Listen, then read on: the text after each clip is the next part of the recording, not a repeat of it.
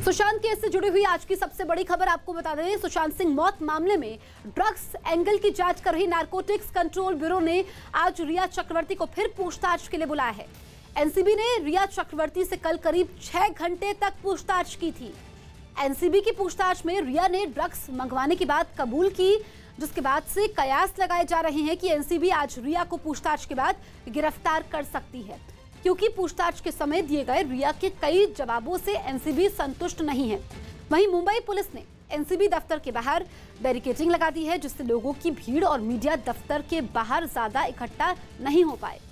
तो आज रिया चक्रवर्ती से फिर से सवाल जवाब होंगे। एनसीबी दूसरे राउंड की पूछताछ रिया चक्रवर्ती से करेगी। कल रिया से 6 घंटे तक पूछताछ हुई थी और आज पूछताछ के लिए एनसीबी ने सवालों की लिस्ट तैयार की है। कंट्रोल ब्यूरो के बाहर मुंबई पुलिस ने चारों तरफ बैरिकेडिंग कर दी है। हम आपको तस्वीरों में दिखाना चाहते हैं कि मुंबई पुलिस के जवान इस समय आप देख सकते हैं कि इस तरीके से नारकोटिक्स कंट्रोल ब्यूरो के बाहर बैरिकेडिंग कर रही है। और आज भी रिया चक्रवर्ती को एनसीबी कार्यालय में पूछताछ के लिए बुलाया जाना है, जिस वजह से मुंबई पुलिस के जवान चारों तरफ बैरिकेडिंग कर रहे हैं कि जिससे उन्हें मीडियाकर्मी और स्थानिक लोगों से बचाया जा सके। और आज भी एनसीबी कार्यालय में उनसे ड्रग्स से जुड़े जो व्हाट्सएप चैट हैं उसके बारे में पूछताछ की जाएगी। रिया चक्रवर्ती से पूछताछ के लिए एनसीबी ने आज भी सवालों की लंबी लिस्ट तैयार की है, जिनमें सुशांत से लेकर ड्रग्स कनेक्शन के सवाल मौजूद है। एनसीबी आज रिया से जो सवाल पूछ सकती है कि क्या ड्रग्स को लेकर व्हाट्सएप चैट खुद की, क्या आप ड्रग्स लेती हो, कौन कौन से ड्रग्स का इस्तेमाल करती हो, सबूत हैं कि आप ड्रग्स की खरीद फरोख्त कर रही थी, किस किस के लिए ड्रग्स मंगवाती थी, पैसों का भुगतान कौन करता था और कैसे किया जाता था, 15 मार्च को शोभिक से चैट में किसके लिए बड मांग रही थी, जीवन में पहली बार कब और कौन सी ड्रग्स का सेवन किया था, क्या तुम्हारे कहने पर शोभिक ड्रग्स लेता था, क्या तुम्हारे कहने पर शोभिक ड्रग्स लाता था, ये सवाल एनसीबी पूछ सकती है। सुशांत ड्रग्स लेते थे, इसका पता सबसे पहले कब चला, अगर सुशांत ड्रग्स लेते थे तो उन्हें रोका क्यों नहीं, क्या अपने भाई के जरिए सुशांत के लिए ड्रग्स मंगवाती थी, क्या सुशांत खुद भी किसी से ड्रग्स मंगवाते थे, किसके जरिए सुशांत ड्रग्स मंगवाते थे, अगर सुशांत ड्रग्स लेते थे तो उन्हें सप्लाई कौन कौन करता था, सुशांत की तबीयत ठीक नहीं थी तो उन्हें ड्रग्स लेने से रोका क्यों नहीं, आज तक कौन कौन सी ड्रग्स और किस किस के जरिए खरीदी। तो ये तमाम वो सवाल होंगे जो आज रिया से पूछे जाएंगे। ड्रग्स कलेक्शन को लेकर के आज की पूछताछ भी काफी अहम होने वाली है और सुबह 10 बजे का वक्त है जब रिया को एनसीबी दफ्तर पहुंचना है और माना यह जा रहा है कि कल की जो पूछताछ हुई है उससे एनसीबी संतुष्ट नहीं है। सुशांत केस में अब रिया चक्रवर्ती पर गिरफ्तारी की तलवार लटक रही है। कल के कबूलनामे के बाद आज एनसीबी की पूछताछ के बाद रिया को गिरफ्तार किया जा सकता है। कल की पूछताछ में रिया चक्रवर्ती ने कई अहम राज खोले थे। रिया चक्रवर्ती से एनसीबी की पूछताछ में 15 मार्च की ड्रग्स चैट की बात कबूल की है। रिया ने कबूल किया है कि ड्रग्स डीलर बासित रिया के घर आता था। साथ ही रिया ने कबूल किया है कि भाई शोभिक के जरिए वो सुशांत के लिए ड्रग्स मंगवाती थी। हालांकि रिया के कई जवाबों से एनसीबी संतुष्ट नहीं है और आज की पूछताछ के बाद रिया को गिरफ्तार भी किया जा सकता है। सुशांत सिंह राजपूत केस में इस वक्त की सबसे बड़ी खबर हम आपको दिखाने जा रहे हैं। न्यूज 18 इंडिया की इस एक्सक्लूसिव पड़ताल में हमारे पास 10 ऐसे पुख्ता सबूत हैं जिनके आधार पर ड्रग्स केस में रिया चक्रवर्ती बुरी तरह से फंस चुकी हैं। एनसीबी की पूछताछ में रिया ने 15 मार्च की ड्रग्स चैट की बात कबूल की है। पूछताछ के समय रिया ने ड्रग्स से जुड़े कई अहम राज बताए हैं। रिया ने कबूल किया है कि ड्रग्स डीलर बासित रिया के घर आता था। साथ ही रिया ने कबूल किया है कि भाई शोभिक के जरिए रिया सुशांत के लिए ड्रग्स मंगवाती थी। हालांकि इन सब के बावजूद नारकोटिक्स कंट्रोल ब्यूरो रिया के जवाबों से संतुष्ट नहीं है। सुशांत केस में इस वक्त की सबसे बड़ी खबर।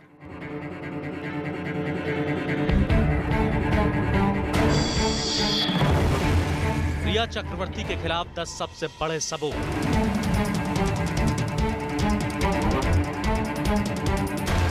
न्यूज 18 सुशांत केस से जुड़ी पल पल की खबर आप तक पहुंचा रहा है।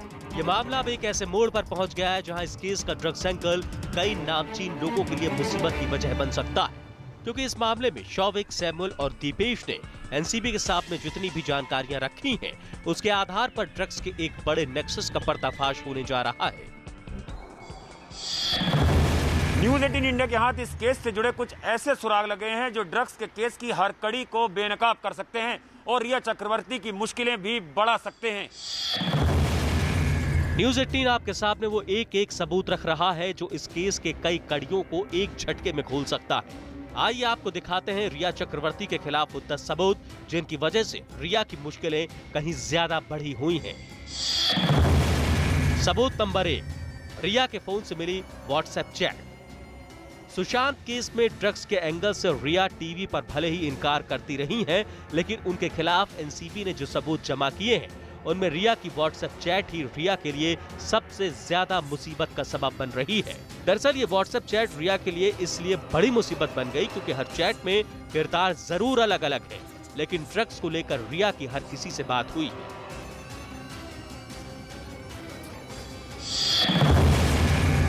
सबूत नंबर 2, रिया और शौविक के बीच ड्रग्स चैट। सबूत नंबर 3, रिया का शौविक को ड्रग्स लाने के लिए कहना। सबूत नंबर 4, शौविक का रिया को लेकर कबूलनामा। जिस तरीके से घर से जुड़े हुए जितने लोग अगर अरेस्ट हो रहे हैं और दिख रहा है कि हो सकता है कि ऐसे बहुत सारे घर में जो इनका आना जाना था वो इन ड्रग प्रोक्योरमेंट और बेचना और या जो भी चीज़ है उसमें अगर वो उनका हाथ है तो ज़रूर वो कहीं ना कहीं हमारे केस में सपोर्ट ही करता है, बिकॉज हमारे केस में हमने ये बनाया हुआ है कि क्रिमिनल कॉन्स्पिरेसी, और क्रिमिनल कॉन्स्पिरेसी में अगर ऐसा इंड्यूसमेंट ऑफ ड्रग्स भी है जिसके तहत वो मन पे कंट्रोल करना चाहते थे, तो ज़रूर वो कहीं ना कहीं हमारे केस को सपोर्ट ही करेगा। रिया के खिलाफ सबूतों की फहरिस्त में शौविक के साथ हुई चैट भी शामिल है। न्यूज़ 18 को अपनी बड़ी पड़ताल में यह भी पता चला है कि खुद शौविक ने भी एनसीबी के सामने इस बात को कबूल कर लिया है कि रिया के कहने पर ही उन्होंने ड्रग्स का लेन देन किया। रिया के कहने पर ड्रग्स लाता था शौविक। शौविक ने एनसीबी को बताया ड्रग्स डीलरों के नाम। व्हाट्सएप चैट में भी एनसीबी को मिले सबूत। ड्रग्स डीलर की तलाश में एनसीबी की रेड। न्यूज़ 18 इंडिया को एक्सक्लूसिव जानकारी मिली है कि शौविक चक्रवर्ती जो रिया का भाई है उसने एनसीबी को बताया है कि रिया का भी ड्रग कनेक्शन है। इसी बयान के बाद शौविक ने यह भी बताया है कि इस पूरे मामले में कई बड़े ड्रग डीलरों का नाम भी शामिल है। यही वजह है कि एनसीबी की अलग अलग टीमें मुंबई में अलग अलग जगह छापेमारी कर रही हैं। सबूत नंबर 5, मिरांडा का रिया के खिलाफ बयान।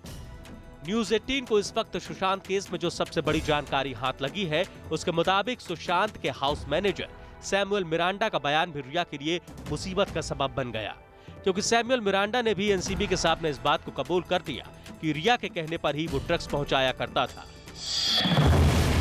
सबूत नंबर 6, सुशांत को ड्रग्स देने का दीपेश का आरोप। रिया के खिलाफ सबूत नंबर 6 भी एक ऐसा शिकंजा है जिससे बाहर निकलना आसान नहीं है, क्योंकि सुशांत के स्टाफ रहे दीपेश सावंत ने भी रिया के खिलाफ सुशांत को ड्रग्स देने का आरोप लगाया है। यही नहीं, दीपेश सावंत ने ड्रग्स पार्टी में शामिल होने वाले बड़े नामों का भी जिक्र किया है। यही वजह है कि दीपेश सावंत को भी अब 9 सितंबर तक कस्टडी में भेज दिया गया है। The Honorable Court has granted NCB custody to Shri Dipesh Sawant till 9th of September. Application लगाई कि वो 4 तारीख से उनके कस्टडी में था, तो वॉयलेशन 57 और 167 का वॉयलेशन हुआ है। वो अर्जी दिया, वो अर्जी पे भी नोटिस इशू होके एनसीबी का रिप्लाई कॉल किया है और उसको पुलिस कस्टडी दी है 9 तारीख तक।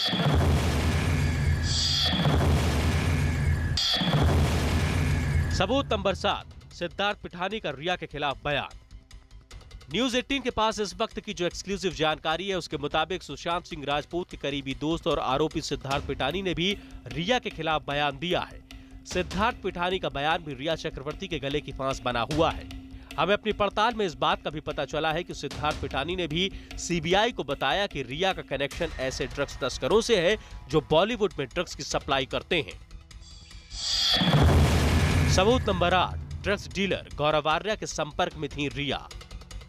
ड्रग्स डीलर गौरव आर्या के साथ रिया की चैट भी उनके लिए मुसीबत की वजह बन गई है।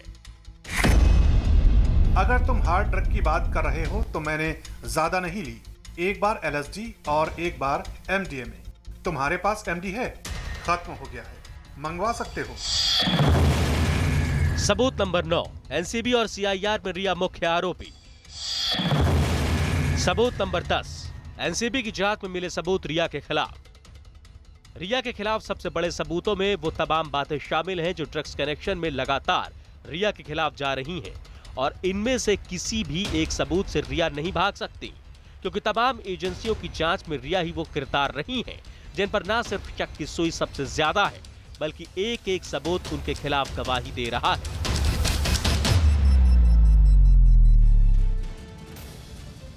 LAC पर ब्लैक टॉप पर कब्जे के समय शहीद हुए अधिकारी नईमा तेंजिन को अंतिम विदाई दी जा रही है। स्पेशल फ्रंटियर फोर्स के इस जाबाज अधिकारी की लेह में अंतिम यात्रा भी निकाली गई। नईमा तेंजिन 30 अगस्त को माइनफील्ड की चपेट में आने से शहीद हो गए थे। नईमा तेंजिन 1987 में स्पेशल फ्रंटियर फोर्स में शामिल हुए थे। तो इस वक्त उनको अंतिम विदाई दी जा रही है और अब से कुछ देर बाद उनका अंतिम संस्कार भी होगा। नईमा तेंजिन को पूरे लेह में उनके पार्थिव शरीर को घुमाया जा रहा है। आप तस्वीरें देख सकते हैं और कहा जा सकता है कि इस अंतिम विदाई में पूरा शहर उमड़ पड़ा है। एक जाबाज ऑफिसर के तौर पर नईमा तेंजिन को याद किया जाएगा। संदीप हमारे सहयोगी लाइव मौजूद हैं। संदीप, कितनी देर तक उनके पार्थिव शरीर को पूरे लेह में घुमाया जाएगा? देखिए, पूरे लेह से जो है उस पार्थिव शरीर को घुमाया जा चुका है। यहाँ पे इस वक्त महाबोधि में हम लोग, जहाँ पे रीत लेइंग जो है वो पूरी हो चुकी है। अब ये फाइनल राइट्स है वो अब शुरू होंगे। अब देख सकते हैं कि उनके पार्थिव शरीर को जो है इस वक्त से सेना के जवानों ने उठाया है और अब जो है वो उनको पूरा एक राउंड लगाकर जो है वहाँ पे अंत्येष्टि के लिए जो है वहाँ पे रखा जाएगा। साथ ही गन सैल्यूट भी दिया जाएगा यहाँ पे अभी थोड़ी देर में। और इससे पहले जो है राम माधव यहाँ के सांसद वो भी यहाँ पहुँचे और उन्होंने भी जो है श्रद्धासुमन अर्पित किए। और आप देख सकते हैं कि दूर दूर तक जहाँ भी आपकी नज़र पड़ती है, आप इस चीज़ को हम दिखाना चाहेंगे कि किस तरीके से लोग उमड़ पड़े हैं। हर कोई जो है यहाँ पे इस क्षण को जो है अपने फ़ोन के ज़रिए कैद कर लेना चाहता है। हालांकि एक भावुक क्षण है, लेकिन इनके लिए काफ़ी प्राउड है। कई लोगों से मेरी बात हुई, उन्होंने कहा कि इन्होंने जो है भारत के लिए शहादत दी है। तो एक भावुक लम्हा ज़रूर है, लेकिन फ़िलहाल जो लास्ट राइट्स है वो ऑलमोस्ट जो है अभी शुरू हो रही है। और आप देख सकते हैं कि चारों तरफ जो है थोड़ी देर पहले ही हम लोगों ने देखा कि किस तरीके से लगातार जो है यहाँ पे बौद्ध मंत्रोच्चार हो रहा है। लगातार जो है उनकी आत्मिक शांति के लिए लगातार प्रार्थनाएं की जा रही हैं। और सुबह से ही जो है यहाँ पे बड़ी तादाद में लोग हैं। ख़ास बात यह है कि पूरे लेह को जो है इस वक्त 1 बजे तक जो है सारी दुकानें बंद की गई है। इनके सम्मान के प्रति दुकानें बंद की गई हैं और यहाँ पे फ़िलहाल और पूरे लोग जो हैं इस वक्त यहाँ पे मौजूद हैं ताकि वो अपने हीरो की अंतिम दर्शन जो है वो कर सके। लास्ट राइट जो है वो वहाँ पे शामिल हो सके। तकरीबन इस पूरे रीसेटलमेंट इलाके की बात करें, तिब्बतियन रीसेटलमेंट कॉलोनी की अगर हम लोग बात करें तो काफ़ी संख्या में जो है यहाँ पे लोग रहते हैं। और आप यकीन मानिए कि जहाँ जहाँ से इनके पार्थिव शरीर को लेह में अलग अलग जगह से घुमाया गया, वहाँ लोग जो है सड़कों के किनारे झंडे लेकर जो है वो वहाँ पहुँचे थे, खड़े थे। उनको जो है अपनी तरफ से श्रद्धांजलि दी जा रही थी। आप देख सकते हैं कि ये लास्ट राइट से पहले जो है उनको जो है प्रणाम किया जा रहा है। परिवार के लोग जो हैं वो हैं और साथ ही थोड़ी देर में जो है यहाँ पे 21 गन सैल्यूट जो है उनको दिया जाएगा। पूरे सैन्य कह सकते हैं सैनिक सम्मान के साथ जो है उनको अंतिम विदाई दी जा रही है। जसप्रीत, आपको याद होगा कि 30 तारीख को जिस वक्त ये हादसा हुआ, यानी कि जब ब्लैक टॉप को कैप्चर करने के लिए जो पहला असॉल्ट किया गया, जब पहली बार भारतीय सेना की जो 7 विकास रेजिमेंट है वो वहाँ पहुँची, तो एक पुरानी पड़ी माइनफील्ड के चलते जो है वो जो है हादसा हुआ। और उसके बाद जो है ये इस तरीके की स्थिति आई कि एक जो है अधिकारी वो शहीद हो गए और एक जो है वो घायल हो गए। तो अभी तिब्बत के लोगों के लिए, तिब्बतियन लोगों के लिए ये वाकई काफ़ी दुखद समय ज़रूर है, लेकिन उनकी कोशिश यही है कि ज़्यादा से ज़्यादा लोग यहाँ पे पहुँच के उनकी अंतिम दर्शन कर सके, उनको जो है श्रद्धांजलि दे सके।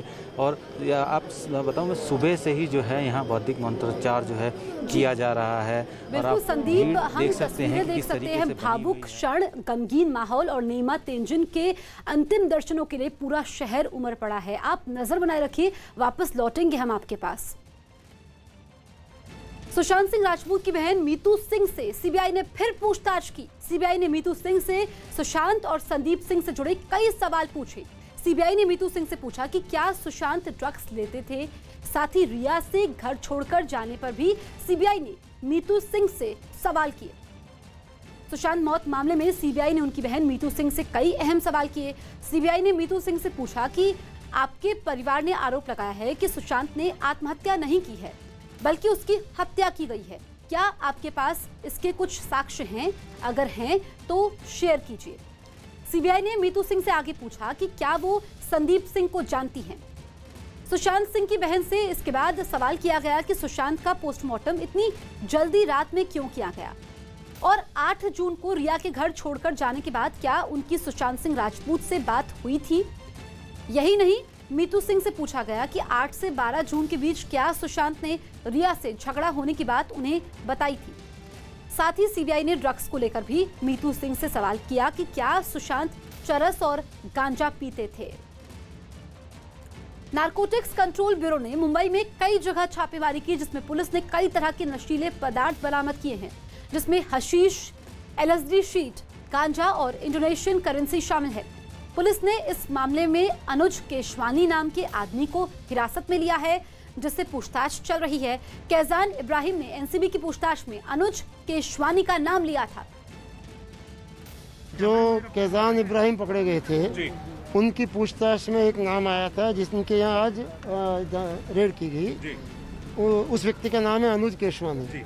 उनके यहाँ से 590 ग्राम हशीश, 0.64 ग्राम LSD शीट्स, 304 ग्राम देसी और विदेशी मारिजुआना, 1,85,200 रुपये रोकड़े भारतीय रुपए और 5,000 इंडोनेशिया रुपए। रिया को अरेस्ट करेंगे? No speculation. सुशांत केस में रिया चक्रवर्ती पर गिरफ्तारी का संकट बढ़ गया है। शोविक और सैमुअल मिरांडा ने एनसीबी के सामने कुछ ऐसे राज खोले हैं जो रिया चक्रवर्ती की मुसीबत बन गए हैं। साथ ही रिया ने भी ये कबूल किया कि वो ड्रग डीलर्स के संपर्क में थी, और सैमुअल मिरांडा जब ड्रग्स लेने जैद के पास गया था तो रिया को इसकी जानकारी थी। शोविक और मिरांडा ने भी पूछताछ में बताया कि रिया चक्रवर्ती ड्रग्स लेती थी, और इन दोनों की गवाही के साथ ही सुशांत के स्टाफ दीपेश सामंत ने भी रिया की ड्रग्स पार्टियों के बारे में अहम जानकारी दी है। अपने ही भाई की गवाही में फंसे रिया।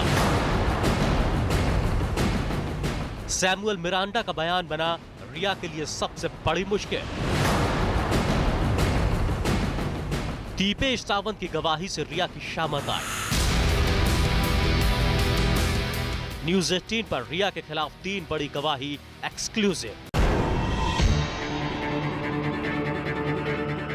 5 सितंबर को जब एनसीबी ने रिया को पूछताछ के लिए एनडीपीएस एक्ट के सेक्शन 67 का नोटिस भेजा था, तो यह तभी तय हो गया था कि रिया के लिए 6 सितंबर का दिन बेहद मुश्किल भरा होने वाला है। हुआ भी यही। रिया से कई घंटों तक एनसीबी की टीम ने पूछताछ की। रिया से एनसीबी के डिप्टी डायरेक्टर केपीएस मल्होत्रा और मुंबई यूनिट के हेड समीर वानखेड़े ने पूछताछ की।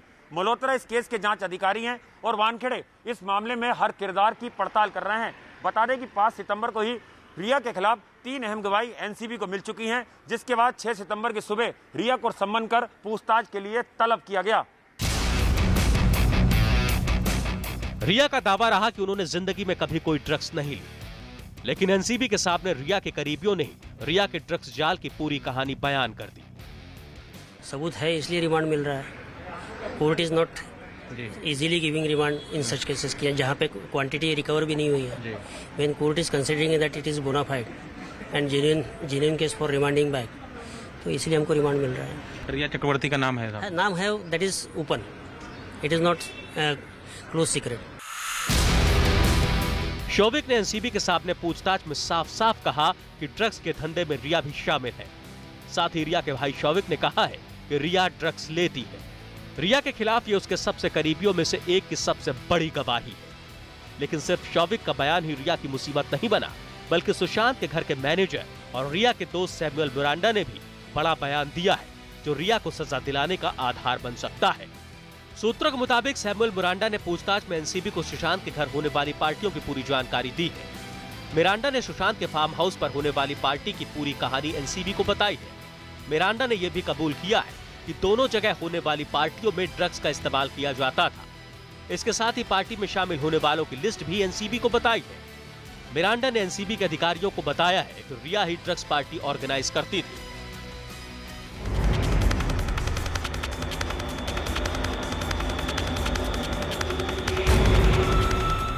इन दो अहम गवाहों के साथ साथ तीसरा अहम गवाह है दीपेश सावंत, जो सुशांत के स्टाफ में काम कर चुका है। ड्रग्स केस में दीपेश को 5 सितंबर की शाम एनसीबी ने गिरफ्तार कर लिया और रात भर पूछताछ की। पूछताछ में दीपेश ने ड्रग्स कार्टेल के बारे में कई राज उगले और रिया का नाम भी लिया। अभी तक के इन्वेस्टिगेशन में ऐसा है कि दीपेश का रोल खाली ऐसे कन्फर्म कर रहे हैं कि कौन आता था उनके घर या कौन सुशांत सिंह के घर से जाता था, उतने तक ही स्पेसिफिक दिख रहा है। अब दीपेश का रोल कोई स्पेसिफिक अभी एप्लीकेशन में आया नहीं, अभी प्रिलिमिनरी स्टेज इन्वेस्टिगेशन का है, उन्होंने स्पेसिफाई ज़्यादा कुछ किया नहीं, ना ही हमारे पास कोई डिटेल्स है उस चीज़ की। फिलहाल तो दीपेश को 3 दिन के लिए पुलिस कस्टडी किया है। अगर 9 तारीख को क्या लाते हैं वो that has to be seen now. सूत्रों के मुताबिक रात 8 बजे गिरफ्तारी के बाद दीपेश सावंत से रात भर हवालात में पूछताछ की गई। दीपेश सावंत ने एनसीबी की टीम को बताया कि रिया के इशारे पर ही घर के लिए ड्रग्स मंगाए जाते थे। दीपेश ने ड्रग्स लाने वालों के नाम भी जांच टीम को बताए। दीपेश ने दावा किया कि पार्टी में कुछ बड़े लोग भी शामिल होते थे। इसके साथ ही दीपेश ने पार्टी में इस्तेमाल किए जाने वाले ड्रग्स के नाम भी जांच टीम को बताए हैं। ये वो 3 गवाही हैं जिनसे रिया की मुसीबत बढ़ गई। 6 सितंबर की दोपहर जब रिया एनसीबी की जांच टीम के सामने पेश हुई तो जांच अधिकारियों ने शौविक, सैमुअल मिरांडा और दीपेश को भी बुला लिया। जांच टीम ने रिया से पहले अकेले में पूछताछ की, फिर रिया से उन आरोपों पर जवाब मांगे गए जो आरोप शौविक, सैमुअल मिरांडा और दीपेश सावंत ने पूछताछ के दौरान रिया पर लगाए थे। जिसके बाद रिया को शौविक, सैमुअल मिरांडा और दीपेश सावंत के सामने बिठाकर क्रॉस एग्जामिनेशन भी कराया गया। इसी क्रॉस एग्जामिनेशन में रिया बुरी तरह फंस गई और कई सवालों के जवाब नहीं दे पाई। शौविक, मिरांडा और दीपेश की गवाही से रिया के खिलाफ केस काफी मजबूत हो गया है।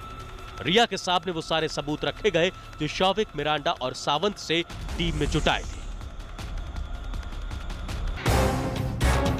रिया चक्रवर्ती ने न्यूज 18 को दिए इंटरव्यू में सुशांत पर आरोप लगाया था कि वो ड्रग्स लेते थे, लेकिन उन्होंने किसी भी तरह की कोई ड्रग्स कभी नहीं ली। लेकिन उनके ही भाई शौविक, दोस्त सैमुअल मिरांडा और दीपेश सावंत ने रिया के खिलाफ गवाही देकर उन्हें बुरी तरह फंसा दिया है। एनसीबी के पास अब ऐसे अहम सबूत हैं जिससे रिया की मुश्किल आने वाले दिनों में और बढ़ती दिख रही है।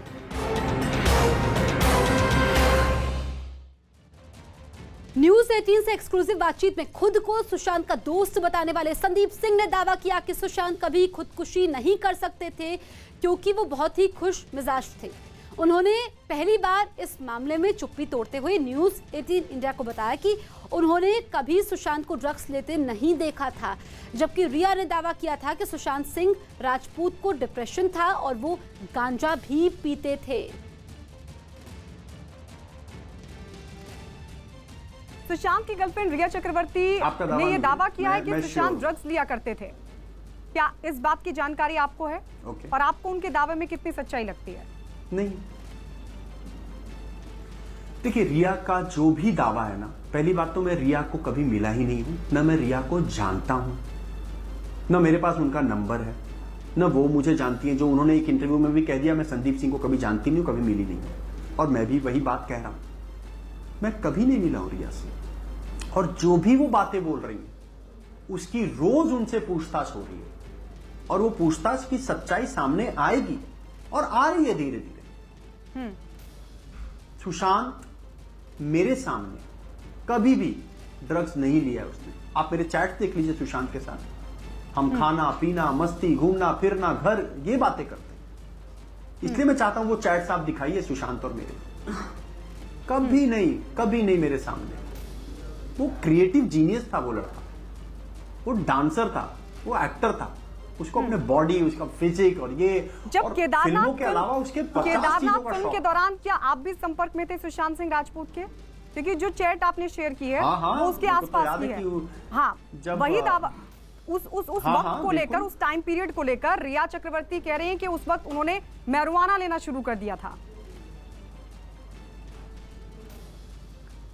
मुझे तो पता नहीं केदारनाथ के वक्त रिया उसको मतलब जानती थी या उनके लाइफ में थी भी कि नहीं थी, मुझे नहीं पता, क्योंकि मैं उनको कभी रिया के साथ देखा ही नहीं। तो रिया जो बोल रही है वो रिया जानती है। रिया की बातों पे मैं तो कोई नहीं हूं जो सफाई दे सके, क्योंकि मैं कभी रिया से मिला ही नहीं हूं, ना मेरी कभी उनसे कॉन्वर्सेशन हुई। वो जो बातें कह रही है वो उनका एक्सपीरियंस है, उनकी सोच। आपने जो चैट शेयर की, आपने उसमें ये भी लिखा है, आपने जो इंस्टा पे चैट शेयर की उसमें लिखा, भाई you have many friends around but you need genuine people around. आपने ऐसा क्यों कहा? हाँ। आपको क्या लगता है कि सुशांत के आसपास अच्छे लोग नहीं थे? देखिए क्या होता है, जब आदमी एक सक्सेस की सीढ़ी जब छूने लगता है ना, तो वो धीरे धीरे अपने पुराने दोस्तों को भूलना शुरू कर देता है, या व्यस्त हो जाता है, या अलग अलग ग्रुप बनना शुरू होता है। क्योंकि हर फिल्म पे 200 लोग रहते हैं, तो अलग अलग ग्रुप बनना शुरू हो जाता है। पर अच्छा दोस्त मिलना बहुत मुश्किल है गायत्री जी। तो अगर आप देखेंगे कि मेरे वो बात बोलने के बाद सुशांत का क्या रिप्लाई है, वो एक बार आप पढ़िए। नहीं, मैंने वो पढ़ा, लेकिन जो, क्योंकि वो बहुत छोटा रिप्लाई दे रहे थे। नहीं, जैसे आपने ये पढ़ा, आपको लगता है कि आपको लगा ऐसा कि सुशांत के आसपास अच्छे लोग मैं चाहता हूं गायत्री जी एक सेकंड, गायत्री जी एक सेकंड, आपने मेरा जो मैसेज था वो पढ़ा है, सुशांत का भी रिप्लाई आप एक बार पढ़ दीजिए ना। हाँ, वो स्क्रीन पर हम चला रहे हैं, आपके माध्यम से लोगों तक संदीप वो चला रहे हैं हम स्क्रीन पर। ओके, लोग वो देख भी रहे हैं। ओके गायत्री, आप जब सुशांत के साथ दोस्ती में थे, सुशांत क्या किसी तरह की कोई दवाइयां ले रहे थे? क्योंकि एक थ्योरी ये भी सामने आई रिया चक्रवर्ती और उनके परिवार की तरफ से कि वो डिप्रेशन के शिकार थे। आपको कभी ऐसा लगा कि सुशांत किसी बात को लेकर परेशान है या डिप्रेशन जैसी किसी स्थिति से गुजर रहे हैं? सुशांत की फिल्म दिल बेचारा, छिछोरे और ड्राइव लास्ट ये फिल्में हैं। आपको उनके एक्टिविटी से क्या लगता है? वो डिप्रेशन में थे? जब तक मैं सुशांत को जानता हूं, जिस सुशांत को मैंने देखा है, वो कभी मुझे डिप्रेशन में लगा ही नहीं।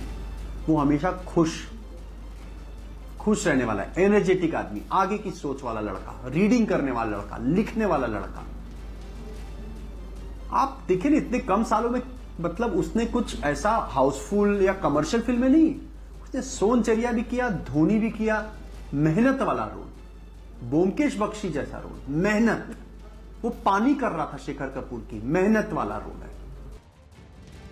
सुशांत सिंह राजपूत की मौत की मिस्ट्री में इस वक्त की सबसे बड़ी खबर यह कि रिया ने एनसीबी की पूछताछ में यह बात कबूल कर ली है कि रिया को मालूम था कि शोभिक ड्रग्स पेडलर बासित से सुशांत के लिए ड्रग्स खरीदता था। इसके अलावा रिया ने एनसीबी को यह भी बताया कि बासित उनके घर भी आता जाता था। रिया को इस बात की भी जानकारी थी कि 17 मार्च को सैमुअल मिरांडा ड्रग्स लेने के लिए जैद के पास गया था। रिया के कबूलनामे के बाद ये बात साफ हो गई है कि रिया अपने भाई शोभिक के जरिए सुशांत राजपूत के लिए ड्रग्स मंगवा रही थी। न्यूज़ 18 इंडिया पर इस वक्त की बड़ी खबर, ड्रग्स और डिप्रेशन का कनेक्शन हो सकता है। न्यूज़ 18 इंडिया आपको बता रहा है कि रिया ने ड्रग्स से रिश्ता कबूल कर लिया है।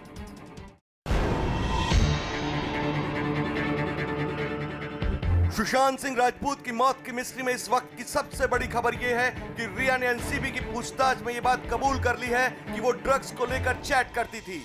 रिया ने यह भी बताया है कि शोभिक ड्रग्स पेडलर बासित से सुशांत के लिए ड्रग्स खरीदता था। इसके अलावा रिया ने एनसीबी को यह भी बताया कि बासित उनके घर भी आता जाता था। रिया को इस बात की भी जानकारी थी कि 17 मार्च को सैमुअल मिरांडा ड्रग्स लेने के लिए जैद के पास गया था। सूत्रों के मुताबिक रिया के कबूलनामे के बाद ये बात साफ हो गई है कि रिया अपने भाई शोभिक के जरिए सुशांत सिंह राजपूत के लिए ड्रग्स मंगवा रही थी। सूत्रों के मुताबिक रिया ने एनसीबी के सामने यह भी कबूल किया है कि 15 मार्च को उनकी और शोभिक के बीच ड्रग्स खरीदने को लेकर व्हाट्सएप चैट हुई थी। इसके अलावा रिया और ड्रग्स डीलरों के बीच हुई व्हाट्सएप चैट और इस केस के दूसरे आरोपियों के बयान इस ओर इशारा कर रहे हैं कि सुशांत की खराब तबीयत के बावजूद रिया उन तक ड्रग्स पहुंचने दे रही थी। रिया पर इल्जाम है कि उसने सुशांत की हालत के बारे में उसके परिवार को नहीं बताया। अब सीबीआई और एनसीबी इस राज से पर्दा उठाने की कोशिश कर रही है। क्या सुशांत तक ड्रग्स किसी साजिश के तहत पहुंचाए जा रहे थे? कोरोना संकट के बीच दिल्ली में मेट्रो सेवा फिर से शुरू हो चुकी है। हालांकि अभी सिर्फ बादली से हुडा सिटी सेंटर को जोड़ने वाली येलो लाइन पर ही मेट्रो चल रही है, जबकि 12 सितंबर से बाकी रूट पर मेट्रो सेवा शुरू होगी।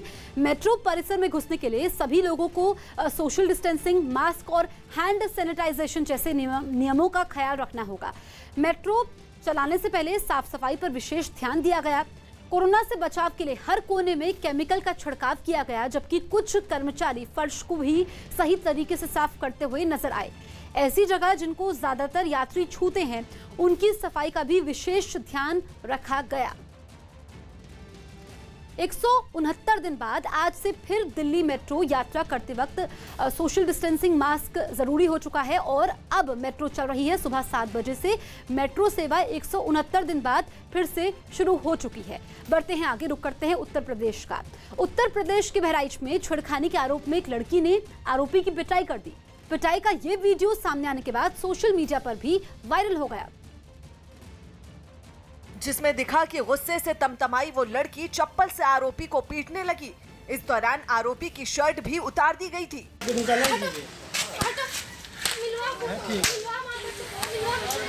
आरोपी को पीटने के साथ वो आसपास मौजूद लोगों से पुलिस को बुलाने की अपील भी करती रही। वहीं उसके भाई ने भी कई बार बीच बचाव करने की कोशिश की, लेकिन लड़की का पारा इतना चढ़ चुका था कि वो खुद ही आरोपी पर टूट पड़ी।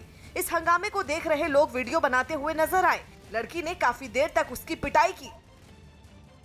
इजराइल की राजधानी यरूशलेम में प्रदर्शन के समय सैकड़ों लोग पुलिस से भिड़ गए। पीएम बेंयामिन नेतन्याहू पर भ्रष्टाचार के आरोप लगने के बाद से ही उनके इस्तीफे की मांग पर वहां पर प्रदर्शन हो रहे हैं। और इसी बीच जब पुलिस ने प्रदर्शनकारियों को रोकने की कोशिश की तो वो भड़क गए। कुछ प्रदर्शनकारी तो पुलिस से ही उलझ पड़े। इससे पहले हजारों की संख्या में लोग राजधानी यरूशलेम की सड़कों पर दिखाई दिए। अपने देश का झंडा लिए लोग सरकार का विरोध करते नजर आए। इस दौरान लोगों ने पीएम पर पनडुब्बी घोटाले का आरोप लगाया और नकली पनडुब्बी लेकर सरकार से इस्तीफे की मांग की। कई जगहों पर पुलिस ने उन्हें रोकने की कोशिश की तो उन्होंने पुलिस के साथ धक्का मुक्की भी की। इस प्रदर्शन में शामिल कुछ लोगों ने संगीत भी बजाया। मथुरा में यमुना नदी के पानी में डूबी एक गाड़ी को गोताखोरों ने काफी घंटे की कोशिश के बाद बाहर निकाल लिया।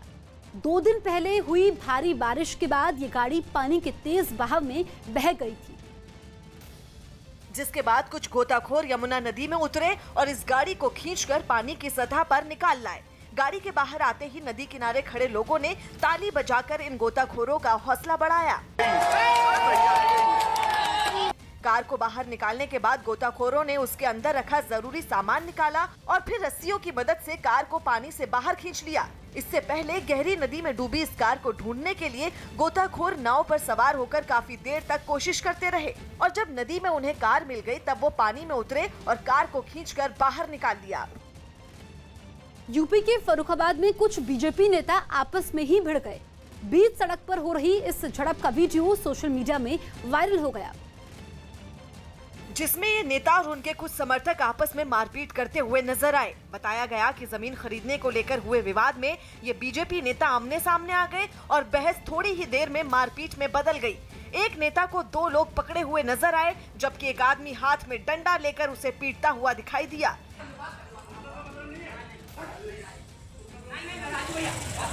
इस मारपीट में एक आदमी के कपड़े भी फट गए, जिसके बाद कुछ लोगों ने इन सभी को शांत करवाकर वहां से हटाया। जेडीयू आज से बिहार चुनाव के लिए अभियान की शुरुआत करने जा रही है।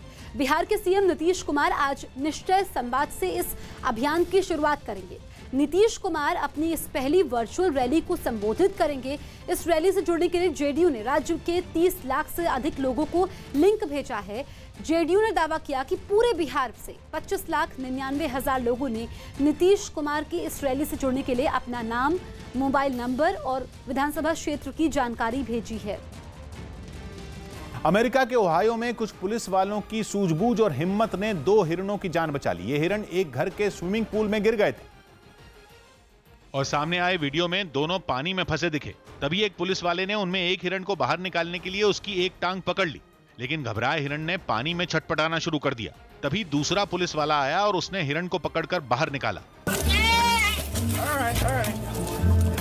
इसके बाद आई दूसरे हिरण को बचाने की बारी। पुलिस वाले एक जाली और डंडे से उसे पूल के किनारे पर लाए और फिर उसे भी उठाकर निकाल लिया गया। स्विमिंग पूल से आजाद होकर हिरण तेजी से जंगल की तरफ दौड़ गया। जम्मू कश्मीर के राजौरी में एक पुलिस अधिकारी के घर पर धमाका हो गया। बताया गया कि धमाके के वक्त आसपास कोई भी मौजूद नहीं था, लेकिन धमाके की वजह से वहां खड़ी कुछ गाड़ियों और मकानों को काफी नुकसान पहुंचा। गाड़ियों के शीशे टूटकर बिखर गए, जबकि छर्रों की वजह से दीवार को भी काफी नुकसान पहुंचा। तो देखने से ये लग रहा है कि दहशत का माहौल बनाने की कोशिश की गई है। धमाके की जानकारी मिलते ही सुरक्षा बल के जवान भी वहां पहुंच गए और धमाके की जांच तेज कर दी। कुछ जवान मकान के आसपास के पूरे इलाके की तलाशी लेते हुए भी नजर आए। छत्तीसगढ़ के बलरामपुर में अचानक हाथियों का झुंड घुसने से पूरे इलाके में दहशत फैल गई।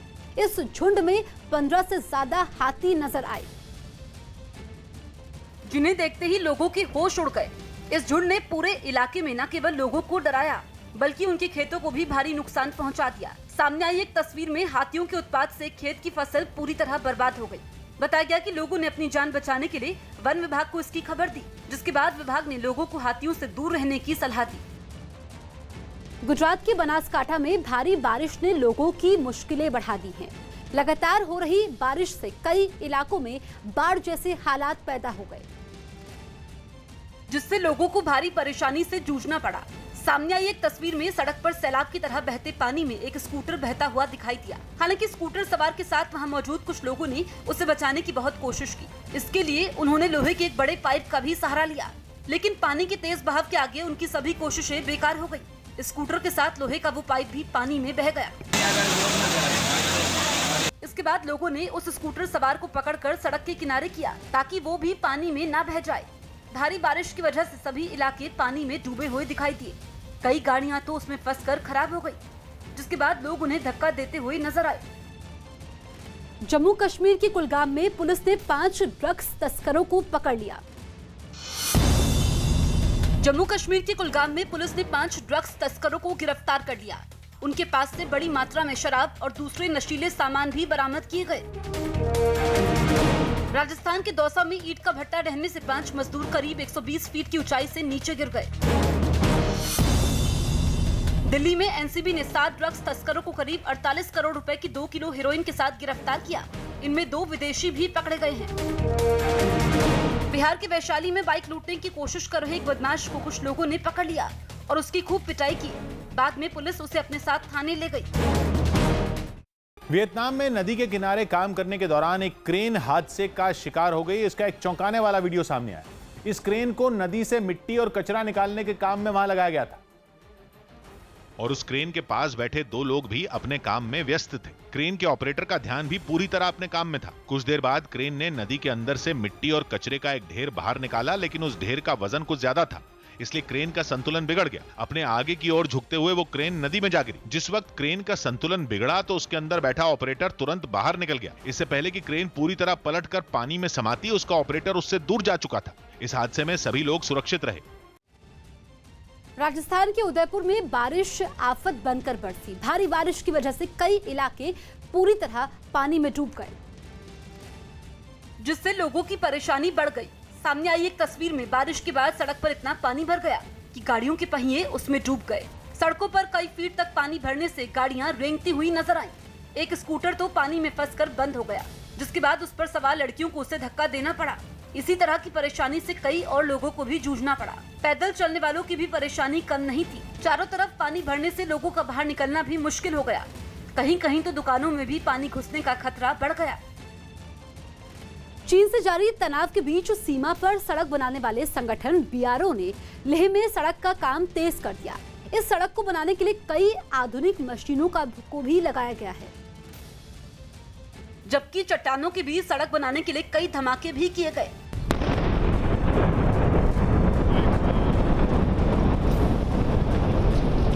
अधिकारियों की देखरेख में कई मजदूर दिन रात इस सड़क को बनाने के काम में जुटे हुए दिखे, जबकि इस मुश्किल काम को आसान बनाने के लिए कई आधुनिक मशीनें भी काम में जुटी हुई नजर आईं। बीआरओ लेटेस्ट मशीनों को यूज करते हुए काम में बहुत तेजी लाया हुआ है। हमारे जो काम में 10 से 12 गुना का आउटपुट बढ़ा हुआ है। उम्मीद जताई गई कि सड़क के इस हिस्से के तैयार होने के बाद सेना के लिए चीन सीमा तक सामान पहुंचाना और आसान हो जाएगा। पश्चिम बंगाल में एक बीजेपी कार्यकर्ता की मौत के बाद वर्धमान में कुछ बीजेपी कार्यकर्ताओं ने जोरदार प्रदर्शन किया। आरोप है कि टीएमसी के कुछ कार्यकर्ताओं ने उसे खूब पीटा क्योंकि उसने अपनी जमीन पर रास्ता निकालने का विरोध किया था। लेकिन ये विरोध उसे भारी पड़ गया और उसने इलाज के समय अस्पताल में दम तोड़ दिया। उसकी मौत के बाद बीजेपी के कुछ कार्यकर्ता सड़क पर उतर आए और बीच सड़क पर टायर जलाने के बाद धरने पर बैठ गए। गुस्साए कार्यकर्ताओं ने आरोपियों को गिरफ्तार करने की भी मांग की। मौत से पहले इस बीजेपी कार्यकर्ता ने आप बीती सुनाते हुए अपना पक्ष रखा। विरोध बढ़ने के बाद टीएमसी के एक नेता आगे आए और उस बीजेपी कार्यकर्ता के चरित्र पर ही उंगली उठा दी। बहु लोगेर नामे मिथ्या मामला टामला करेছে এর आगे। इस बीजेपी कार्यकर्ता की मौत के बाद रैली भी निकाली गई, जिसमें शामिल लोग हाथों में पार्टी का झंडा लेकर दम तोड़ चुके कार्यकर्ता का समर्थन करते दिखाई दिए। इटली में 2 कलाबाजों ने 5000 फीट से भी ऊंची एक पहाड़ी से कूदकर धड़कनें बढ़ा देने वाला स्टंट किया, लेकिन एक ट्विस्ट के साथ। आमतौर पर ऐसे करतब करते वक्त लोग इस बात की परवाह नहीं करते कि वो कैसे दिख रहे हैं, लेकिन इन कलाबाजों ने लाखों के डिजाइनर कपड़े पहनकर बेस जंप करने की ठानी।